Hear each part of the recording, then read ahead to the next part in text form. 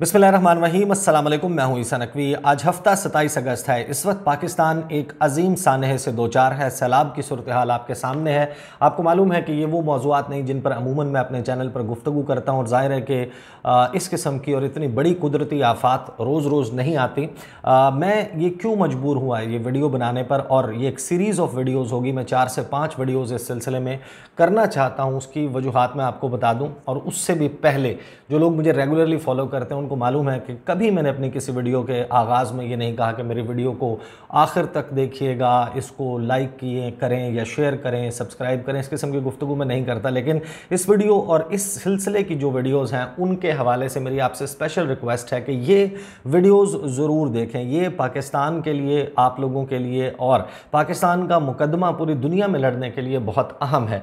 और जिस किस्म की सूरत हाल इस वक्त पाकिस्तान के मेन स्ट्रीम मीडिया पर है, सोशल मीडिया पर है, उसकी वजह से भी मैं मजबूर हुआ कि मैं ये वीडियो करूं, क्योंकि हमारे यहाँ आपको मालूम है कि जिस किस्म की रिपोर्टिंग हो रही है इस वक्त बेसिकली रनिंग कमेंट्री हो रही है। जो इवेंट्स रूनमा हो रहे हैं उसके हवाले से एक कमेंट्री की जा रही है कि ये इमारत गिर गई, इतना पानी आ गया, इतने लाख क्यूसेक का रेला गुजरेगा, मुतासरीन की सूरत हाल क्या है। ये वो मामलात हैं जिनके ऊपर ज़्यादा गुफ्तगू हो रही है। इशू जो है, मसला जो है वो इससे कहीं बड़ा है, और इसके ऊपर बात करने की, इसको समझने की ज़रूरत है। और ये जो इवेंट रिपोर्टिंग है जिसमें जो गुफ्तगू की जा रही है, ये भी उन रिपोर्टर्स की जानिब से की जा रही है। आपको मालूम है कि हमारे यहाँ क्लाइमेट चेंज या सैलाब, कुदरती आफात, इन्वायरमेंट, माहौलियात, ये वो मौज़ूआत नहीं हैं कि जिनके ऊपर मुख्तलिफ मेन स्ट्रीम मीडिया चैनल्स पर ज़्यादा बात होती हो, रिपोर्टिंग होती हो। और इसी वजह से आपने देखा होगा कि एक्सपर्ट्स मौजूद नहीं हैं। हमारे यहाँ रिपोर्टर्स इस किस्म के मौजूद हैं जिनको ज़ाहिर है कि पॉलिटिक्स कवर करने का तजुर्बा है, फॉरेन अफेयर्स कवर करते हैं, डिफेंस कवर करते हैं, कोर्ट रिपोर्टिंग करते हैं, क्राइम,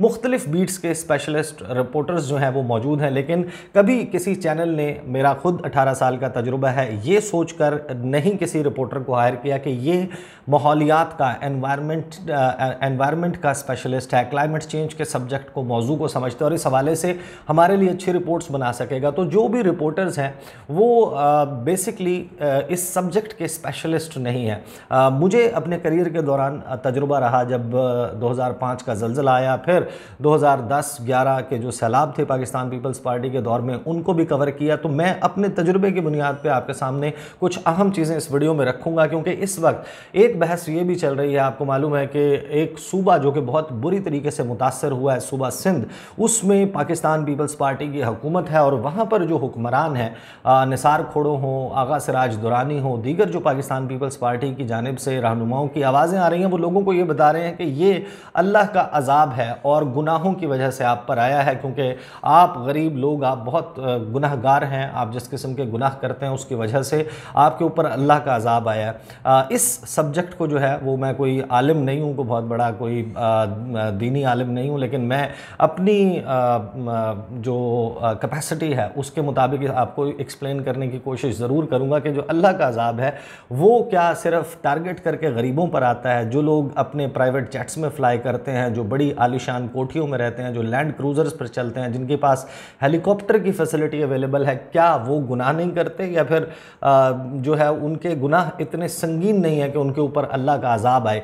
तो ये जो जिस तरीके से एंगल किया जा रहा है, इसको ट्विस्ट किया जा रहा है, सिंध के अवाम वो हैं जो अगर तो पानी आता है तो उनको बहा कर ले जाता है, और जब पानी नहीं आता तो फिर वो बूंद बूंद को तरसते हैं, कहत साली का शिकार होते हैं, उनके पास पीने का पानी नहीं होता। ये हमारी सिंध की स्टोरीज़ हैं। और पाकिस्तान में ये जो सैलाब है, इसकी वजूहात के ऊपर आऊँगा मैं, उसके हवाले से भी बात करेंगे। और क्योंकि मैंने एक सीरीज़ ऑफ वीडियोज़ करनी है, और साथ ही इमरान खान साहब जो हैं उनके और बाइडन इंतज़ामिया के दरमियान इसी मामले के ऊपर एक लड़ाई भी हुई थी, वो भी मैं आपको मैंशन करूँगा। और पाकिस्तान में जो सैलाब है उसमें कौन से 5 बड़े ममालिक हैं, उससे पहले मैं आपको क्विकली जो अक़वाम मुत्तहिदा के आदाद शुमार सामने आए हैं गुज़श्ता रोज़, उन्होंने जो अपनी रिपोर्ट कंपाइल की, उसके मुताबिक मैं आपको ये बता दूं कि पाकिस्तान में इस वक्त कितना नुकसान हो चुका है इन सैलाब, जो सैलाब आया उसकी वजह से। गुज़श्ता रोज़ तक, अब तो ज़ाहिर है कि आपको मालूम है कि इतलात आ चुकी कि 1000 से ज़ायद अफराद जो हैं, उसमें बच्चे शामिल हैं, ख़वातीन शामिल हैं, बूढ़े शामिल हैं, वो अपनी जान से हाथ धो बैठे हैं। 1500 से ज़ायद अफराद जो हैं अक़वाम मुत्तहिदा के मुताबिक ज़ख्मी हैं इस सारे मामले में। 337 उनकी गुज़श्ता रोज़ का डेथ टोल का काउंट है। जो घर हैं मुकम्मल तौर पर तबाह हो चुके हैं। अक़वाम मुत्तहिदा ये कहता है कि 2,18,000 घर पाकिस्तान में मुकम्मल तौर पर तबाह हो चुके हैं। जो हाउस होल्ड्स और जो घर हैं जिनको नुकसान पहुंचा है जुज़वी तौर पर, वो 4,52,000 से ज़ायद मकानात हैं जिनको गुज़श्ता रोज़ तक नुकसान पहुंच चुका था।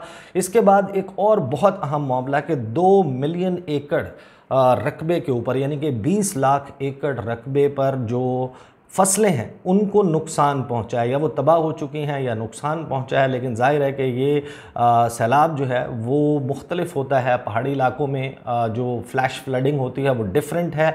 जो रिवराइन फ्लड आपके प्लेन एरियाज़ में आता है, मैदानी इलाकों में आता है जहाँ पर जाकर पानी ठहर जाता है, ये एक बिल्कुल मुख्तलिफ किस्म का सैलाब होता है। जो गिलगित बल्तिस्तान, खैबर पख्तूनख्वा के और पोठोहार रीजन के पहाड़ी इलाके हैं, वहाँ से पानी बड़ी तेज़ी से डाउन स्ट्रीम की तरफ चला जाता है। फ्लैश फ्लड आता है, तबाही मचाता है और बड़ी भयानक और खौफनाक किस्म की तबाही मचाता है, लेकिन पानी ठहरता नहीं। पानी जो है वो फ्लो करता हुआ चला जाता है। लेकिन जब ये मैदानी इलाकों में आता है तो बहुत ही इसकी मुख्तलिफ किस्म की तबाही है जो ये मचाता है। ये जाकर मुख्तलिफ फसलों में जगहों पर खड़ा हो जाता है और फिर कई कई महीने का प्रोसेस है, ये पानी नहीं निकलता। तो आप अंदाज़ा लगाइए कि एक तो तबाही है जो अभी हमारे सामने है और एक तबाही जो आने वाली है जिन इलाकों में जिसको पाकिस्तान की ब्रेड बास्केट कहा जाता है, जहां पर पाकिस्तान की फसलें उगती हैं, आपके जो सब्जियां खाते हैं, जो चीज़ें अशिया खुर्दो नोश आपके पास अवेलेबल होती हैं, उसमें दालों से लेके, उसमें सब्जियों से लेके, गंदम से लेके, अनाज से लेके तमाम अशिया शामिल हैं। अगर ये ज़मीन अफेक्टेड होगी, अफेक्टेड रहेगी, एक तो जो मौजूदा है और उसके बाद ऑलरेडी महंगाई की शरह कितनी है, जब इसकी शॉर्टेज होगी तो जो तलब और रसद का फॉर्मूला है जब आप उसको जहन में रखते हैं तो आप अंदाज़ा लगाइए कि अभी एक शख्स के लिए, शहरी इलाकों में रहने वाले शख्स के लिए अशिया को ख़रीदना बहुत मुश्किल है। तो आप अंदाज़ा लगाइए कि आने वाले दिनों में ये सूरत हाल कितनी गंभीर हो सकती है। तो अगर किसी को ये लगता है कि सिर्फ वो इलाके जो कि दरिया से करीब हैं या जहाँ पर सैलाब इस वक्त खड़ा है, पानी खड़ा है, सिर्फ वो मुतासर होंगे, नहीं, इससे पाकिस्तान में रहने वाला हर शख्स मुतासर होगा। इससे जो ट्रिगर करेगी महंगाई या तो उसकी वजह से, और ऑलरेडी गवर्नमेंट उसकी क्या सूरत हाल है, 13 जमातें मिलकर अपनी एक लेजिटिमेसी कायम करने में कामयाब नहीं है। इमरान खान साहब की जो सियासी जो एक स्ट्रगल जारी है इस हुकूमत के ख़िलाफ़, वो ऑलरेडी अपनी जगह पर मौजूद है। तो फिर मामलात संभलेंगे नहीं। ये कुदरती आफत, इसका स्केल बहुत बड़ा है। इसी तरीके से जो ये बताते हैं कि लाइव स्टॉक जो है 7,94,000। अच्छा, आप ये जहन में रखिएगा कि जो लाइव स्टॉक है उसमें मुर्गियाँ शामिल नहीं होती, उसमें चरिंद परिंदे शामिल नहीं होते जिनको आप पालते हैं अपने घरों में, जिसमें कबूतर से लेकर डिफरेंट किस्म के बर्ड्स हैं जिनको पाला जाता है। इसमें मछली शामिल नहीं है, जो फ़िश फॉर्म्स हैं वो इसमें शामिल नहीं है। तो 7,94,000 वो जानवर जिसमें घोड़े शामिल हैं, गधे शामिल हैं, गाय शामिल है, भैंस शामिल है, और जो मुख्तलिफ जो गोट्स, शीप, बकरे, बकरियां जो आप लोग पालते हैं, बहुत सारे लोग, 7,94,000 के करीब वो मारी जा चुकी हैं, वो लॉस्ट हो चुकी हैं। यानी कि ज़ाहिर है कि डैमेज अलहदा है, और जिनका मर जाना कंफर्म किया गया अक़वाम मुत्तहिदा की तरफ से वो 7,94,000 है। तो आप अंदाज़ा लगा सकते हैं कि कितना बड़ा स्केल है इस डिज़ास्टर का जो हमारे सामने मौजूद है। अच्छा, बहुत सारे लोगों को ये लगता है यहाँ पर पाकिस्तान में, ज़ाहिर है कि मुख्तलिफ सियासतदान तौजीहात पेश कर देते हैं, वो जाते हैं और लोगों को कहते हैं कि आपने गुनाह बहुत किए हैं, इस वजह से अल्लाह ताला ने आपके ऊपर अज़ाब भेजा है। अल्लाह ताला का अज़ाब जो है वो मुख्तलिफ होता है, वो इस तरीके से नहीं आता। और फिर ये कैसा अज़ाब हो सकता है कि जो कि गरीब को जाकर हिट करे और अमीर शख्स जो है वो उससे बच जाए। इस किस्म से इस तरह से अल्लाह का अज़ाब नहीं आता। ये जो पानी का अज़ाब है ये यकीनन तूफ़ान नू से लेकर ऑनवर्ड्स अगर आप देखें तो ये ज़रूर मौजूद है। लेकिन जो सूरत हाल हमारे यहाँ मौजूद है, गरीब जो है उसका गुनाह ज़्यादा से ज़्यादा, मेरा ख्याल है सबसे बड़ा गुनाह इस मुल्क में गरीब का ये है कि उसकी गुर्बत उसका सबसे बड़ा गुनाह है। सैलाब की जो वजूहात हैं उसमें जो सबसे सिंगल लार्जेस्ट फैक्टर है वो है ग्लोबल वार्मिंग। ग्लोबल वार्मिंग जो है, जो पूरी दुनिया में टेम्परेचर राइज़ कर रहा है, वो एक बेसिक बुनियादी वजह है इस क्लाइमेट चेंज की जब आप वजूहात में जाते हैं तो आपको पता चलता है कि उसके जो टेम्परेचर राइज हो रहे हैं, ग्रीन हाउस गैसेस। अच्छा, ये मैं आपको और बता दूं कि ये कोई केमिस्ट्री का या किसी साइंस का लेक्चर मैं आपको नहीं दे रहा, लेकिन इसको समझने की बहुत ज़रूरत है। पाकिस्तान विक्टिम है, बहुत सारे ऐसे ममालिक हैं जो एक्टिविटी कर रहे हैं, पाकिस्तान उससे अफेक्ट हुआ, और उसी के हवाले से इमरान खान साहब ने गुज़श्ता साल जो गुफ्तगू की उससे पहले से वो करते आ रहे हैं, उसका एक ट्रैक रिकॉर्ड मौजूद है। और पाकिस्तान इस वक्त अमेरिका और चीन की जो लड़ाई है, जिसमें अमेरिका ने यह फैसला कर लिया था कि पाकिस्तान को साइड लाइन करना है, कॉर्नर करना है, पाकिस्तान के वज़ीर-ए-आज़म को स्नब करना है, पाकिस्तान के साथ डायरेक्टली इंगेज नहीं करना, तो उसके नतीजे में उसकी विक्टिमाइजेशन हुई है वहाँ पर पाकिस्तान की। ये जो बेसिकली कार्बन एमिशंस हैं और दीगर गैसेज हैं, नाइट्रोजन से लेके जब आप फर्टिलाइजर्स बनाते हैं, जब इसी तरह लाइव स्टॉक जो है वो भी क्योंकि नाइट्रोजन प्रोड्यूस करते हैं, उसकी वजह से भी ग्लोबल वार्मिंग और मुख्तलिफ जब आप ख़ास तौर पर जब बिजली की प्रोडक्शन करते हैं कोयले के ज़रिए, ऑयल के ज़रिए, गैस के ज़रिए, तो उससे कार्बन एमिशंस बहुत ज़्यादा होते हैं। कार्बन एमिशंस दुनिया में जो इस वक्त क्लाइमेट चेंज है उसका सबसे बड़ा सबब है, और जाहिर है कि फिर उसमें जंगलात की कटाई भी शामिल है। मुख्तलिफ ममालिक 1750 है वो वक्त कहा जाता है कि इससे पहले इंडस्ट्रियलाइजेशन नहीं हुई, सनतें नहीं बनी इस दुनिया में। 1750 से ऑनवर्ड 2020 तक का अगर आप डेटा उठाते हैं कि जो इंडस्ट्रियलाइजेशन का फेज़ है, जब दुनिया सनती तरक्की कर रही थी, सनतें लगाई जा रही थी, कंक्रीट के जंगल जो है वो इस दुनिया में आबाद हो रहे थे। पहले तो आपको मालूम है कि घर डिफरेंटली बनते थे, लेकिन फिर ये जो सरिया और कंक्रीट के ज़रिए ये बनने लगे तो उससे ग्लोबल वार्मिंग जो है वो बढ़ी। 1750 से 2000 तक जो कार्बन एमिशंस जो हैं उसमें अमेरिका नंबर 1 मुल्क है, सबसे ज़्यादा कार्बन एमिशंस अमेरिका के हैं। नंबर 2 के ऊपर चीन है। मैं लिस्ट निकाल लूँ, मैं आपको क्विकली बता दूँ ताकि आपको अंदाज़ा हो। सबसे पहले 1750 से अगर 2020 का डेटा देखें तो अमेरिका सबसे पहले है, दूसरे पे चीन है, तीसरे पे रूस है, चौथे पे जर्मनी, पाँचवें पे यूनाइटेड किंगडम बरतानिया है, छठे के ऊपर जापान और सातवें पे इंडिया है। ये वो ममालिक हैं। लेकिन जिस वक्त आप आते हैं गुज़श्ता चंद अरसे के डेटा को आप देखते हैं तो फिर चीन नंबर 1 पे है, क्योंकि अब एक रैपिड इंडस्ट्रियलाइजेशन के फेज़ से चीन गुज़र रहा है और उनके पास वो पॉलिसीज़ मौजूद नहीं हैं, और जो ग्रोथ हो रही है इंडस्ट्री की उसमें उस किस्म के जो तरीक़ाकार है उसको मलहूज़े ख़ातर नहीं रखा जाता कि जिससे कार्बन एमिशंस को कंट्रोल किया जा सके। तो उसमें चीन नंबर 1 है, दूसरे पे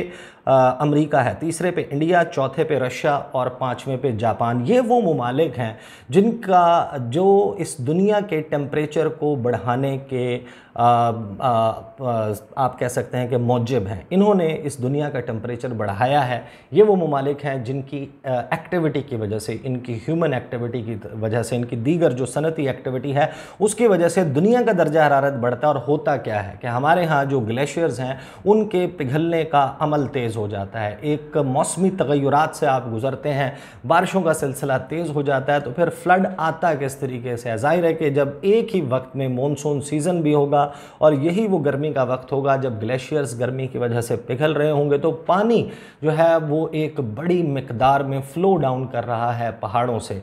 और जाहिर है कि जो दरिया का पार्ट है वहाँ पर, अच्छा कुछ सब्जेक्ट्स इसमें, कुछ मामलात ऐसे हैं जिनको मैं आने वाली वीडियोज़ में एक्सप्लेन करूँगा कि हमारे अपने क्या नकाइस हैं इस सारे मामले में और हमारा अपना कसूर क्या है। अब होता क्या है कि गुज़श्ता बरस 2021 में इमरान खान साहब के हवाले से मैं आपको बता चुका कि बाइडन इंतज़ामिया क्या तय कर चुकी थी। अब ये वो ममालिक हैं, आप अंदाज़ा लगाइए कि बाइडन जो कि अपने जब सदारती मुबाहिसा चल रहा था उस वक्त ये कहते थे कि लंग्स हैं, इस दुनिया के फेफड़े हैं, जो अमेज़ॉन जंगल है बेसिकली, जो दुनिया का सबसे बड़ा रेन फॉरेस्ट है, उसके हवाले से वो ये कहते हैं कि जायर बोल्सोनारो ब्राज़ील का सदर यहाँ पर जंगलात की कटाई कर रहा है। अच्छा, उनका अपना मौक़िफ़ है, वो ये कहते हैं कि आपने इंडस्ट्रियलाइजेशन कर ली, आपने तरक्की कर ली, क्या हमारा हक़ नहीं है? हमारे यहाँ भी गुर्बत है, हमने लोगों को निकालना है गुर्बत से, हमें जगह चाहिए, उसके लिए हमने जंगलात की कटाई करनी है, हमें पैसा चाहिए, उसके लिए हमने लकड़ी बेचनी है, ये हमारे हमारी ज़मीन है और हमने तरक्की करनी है, आपने जो सब कुछ किया ये आपकी ज़िम्मेदारी है, अमेरिका की, चीन की, इन बड़े ममालिक की, कि वो इन्वायरमेंटल इम्पैक्ट असेसमेंट रिपोर्ट्स के मुताबिक वो काम करें जिससे जो बिगाड़ इन्होंने पैदा किया है एनवायरनमेंट में उसको दुरुस्त किया जा सके। अच्छा, ये उनका मौक़िफ़ है। लेकिन बाइडन क्या कहते थे कि जनाब हम अरबों डॉलर, 8 अरब डॉलर या 20 अरब डॉलर, मुख्तलिफ उन्होंने फिगर्स दिए। उन्होंने कहा कि हम मुंह पे मारेंगे ब्राज़ील के सदर के और उसे कहेंगे कि जंगलात की कटाई बंद करो। अच्छा, इनके दिल में क्लाइमेट चेंज का दर्द तो बहुत ज़्यादा है, लेकिन फिर जिस वक्त ये सदर बनते हैं जनवरी 2021 में, उसके बाद ये तय करते हैं कि मैंने क्लाइमेट चेंज समिट करनी है, कि दुनिया में जो मौसमी तग़य्युरात हैं उसके हवाले से एक सरबरा इजलास बुलाना है, दुनिया के मुख्तलिफ ममालिक के वज़राए आज़म सदूर को बुलाकर इस अहम मौजू के ऊपर बात करनी है। और पाकिस्तान जैसे मुल्क को, जो कि दुनिया के 5 वो ममालिक जो बदतरीन जहाँ पर क्लाइमेट चेंज, जो माहौलियाती तब्दीली है, जो क्लाइमेट चेंज है, उससे सबसे बुरे तरीके से मुतासर ममालिक हैं। अगर आप उनकी लिस्ट भी देखें तो आप हैरान होंगे कि पाकिस्तान जो है वो पहले 5 ममालिक में शामिल है। और 5 वो ममालिक जिसमें आप पहले नंबर के ऊपर देखें पोर्टोरिको है, दूसरे पे म्यांमार, तीसरे पे हैती, चौथे पे फ़िलीपींस और 5वें नंबर पे सबसे ज़्यादा मुतासर हुआ है पाकिस्तान। आबादी के हिसाब से पाकिस्तान दुनिया के 5 बड़े ममालिक में शामिल है। पाकिस्तान की क्लाइमेट वल्नरेबिलिटी देखें, फिर पाकिस्तान का एक्ट देखें कि दुनिया में कार्बन एमिशंस में 31वां नंबर है, यानी कि हमारी जो कंट्रीब्यूशन है इस क्लाइमेट को ख़राब करने में, इस मौसम की तब्दीली में, वो 31वें नंबर पर जाकर आती है, जबकि मुतासर हम हुए हैं 5वें नंबर पर। और पाकिस्तान को ड्रॉप आउट किया जाता है इस सारे मामले से।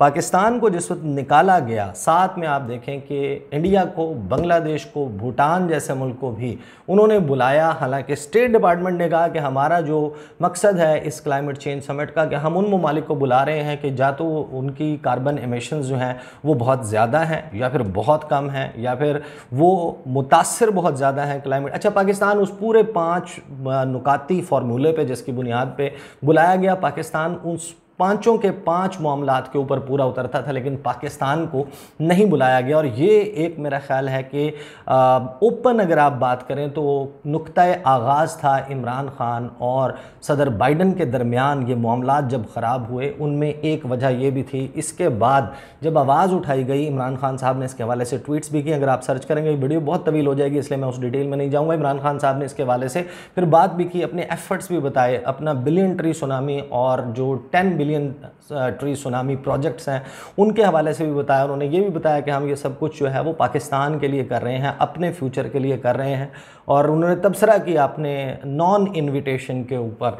लेकिन फिर अमेरिका ने किया क्या कि अमेरिका ने जो अपने जॉन कैरी हैं, उनके अमेरिकी सदर बाइडन के खुसूसी मंदूब हैं क्लाइमेट चेंज के हवाले से, उनसे कहा कि आप मलिक अमीन असलम जो एडवाइज़र हैं क्लाइमेट चेंज के ऊपर, उनको भेज दीजिए इन्विटेशन। वो इन्विटेशन भेजा गया। तो आप अंदाज़ा लगाइए कि ये ममालिक जो कि वो अमेरिका बिलाशुबा 1750 से 2020 तक के डाटा के मुताबिक इस दुनिया को सबसे ज़्यादा पोल्यूट अमेरिका ने किया है। अब ये अमेरिका की ज़िम्मेदारी है कि जो ममालिक इससे अफेक्ट हुए हैं, जिनके ऊपर असर पड़ा है, जिनमें पाकिस्तान 5वें नंबर पर शामिल है, तो जाहिर है कि कंपनसेशन किसने करनी है।